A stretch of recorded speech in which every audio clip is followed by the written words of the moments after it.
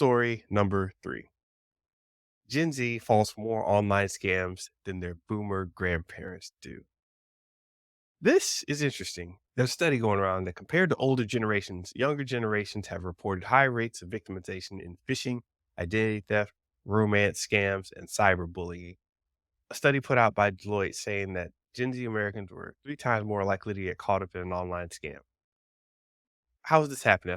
I thought they were supposed to be raised on technology, internet only babies. The social catfish report backed this claim also. It's just, yeah, all these kids are falling for stuff. What's going on? Yeah, man. These kids, yeah, I think the term you're looking at digital native, right? Digital native. And so they're supposed to like just know how this stuff works, but and it's supposed to be very suspicious. But I think the challenge with social media is that and video is that people trust people over time.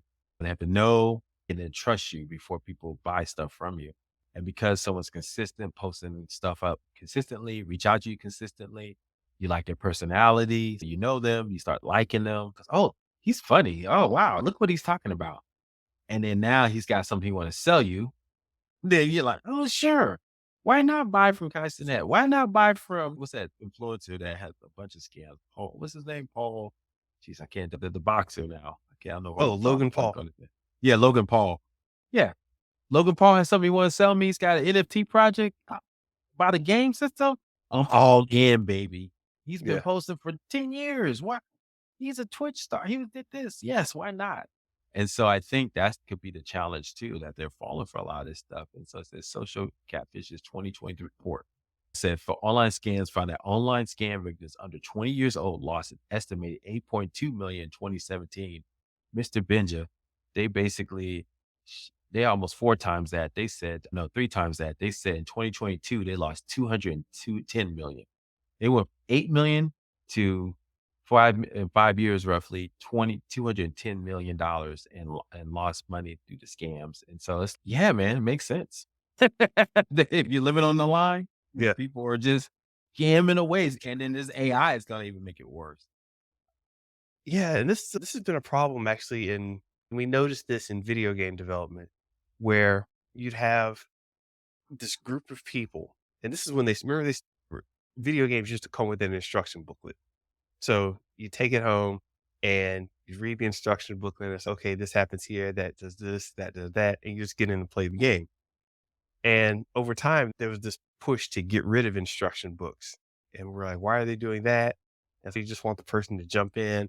You throw them a little on screen prompt saying, hey, click here, or hey, punch this guy, go this way. So instead of having them to know how to play, they were just being dragged along by the system. I saw the same type of user interface and user design that would push people to just, hey, don't worry about what's going on underneath. Don't worry about the technology. You just want to have fun. You just want to press the button. Hey, don't worry about installing an app. You're just going to press the button, it'll be there automatically. By the way, I just realized the ludicrous nature of what I just said. There's no process to installing an app anymore.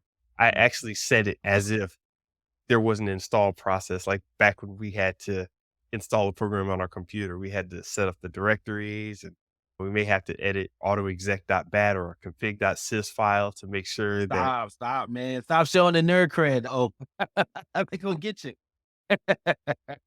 is anybody Yeah, hearing me out there? Man, because yeah, you know what I'm saying?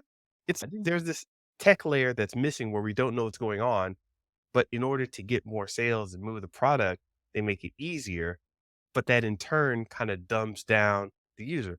Like GPS dumbs down navigation. A lot of people don't even realize that you have odd numbers on one side of the street and even numbers on the other, and numbers go up in neighborhoods means you're going north or whatever or south, depending on where you are.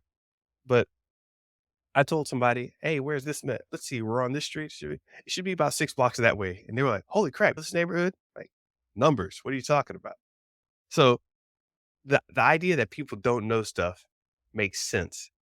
And I think this is just what's happening, man. We've had such a proliferation over time that now you've just gotten to a point where you don't need to know anything and you get taken for it. I agree. And Thank you for that. I didn't know that, Mr. Benja. That numbers, if they go up, that means you're going north. So thank you.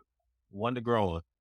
Oh, well, it means you're going in a particular direction. Different locales have slightly different ways of looking at it, but Okay, I'll check that. ask any firefighter. That's how they get to places very quickly. They know exactly how the number system and the letter system is laid out. I love it. I love it. Yeah. But to your point, I don't think it's not so much they didn't know it, but it's school is going to give you base level knowledge. And then you're going to go down rat holes or rabbit holes with different influencers, and they're going to give you their perspective. And they may or may not be an expert at what they're talking about. It is one of those things. People don't really validate that what the person's talking about is legit. And so they may get information as erroneous. Like I always ask my kids, I say, what you watching? What'd you learn today on YouTube? Yes. Oh, no, that's crap. You need to watch this. Yeah. Yeah. But I really think people just like don't know the underlying engineering aspects of a lot of these things. They've never had to build anything. Even Apple called that out when they had their commercial about the iPad and the little girl was like, "What's a computer?" And Mm. it was pulling away from the idea that you actually need to compute anything or have a tech background to actually do anything. Just get in there and press some buttons and do stuff. There's no engineering thought behind it, which is interesting. Okay. I love it. I don't know. That's just my take. Uh, but if somebody calls you up and they're like, "Ah, hey, Gen Z, or I know you don't know me, but if you can't tell the difference between a secure HTTPS site and a non-secure one, or you don't know what a redirect is when you click on a link." It's to me, this is basic stuff. It's not even getting into the hardcore stuff. And like, how are you falling for these scams and you can't tell the difference between something coming from Amazon.com and then something coming from AmazonSpecialDeals.com. It's Well, Mr. Benja, I hate to say it, but you sound maybe what our parents used to say or grandparents. What? You don't know how to chop wood? What? You don't know how to churn butter? Common knowledge. churn butter. I thought you were gonna say change the tire, but churn butter. That too. Yeah, that too. You don't know how to do that? Got That's me. just Yeah. common knowledge. So I'm just saying, it's just what it is, man. I am that guy.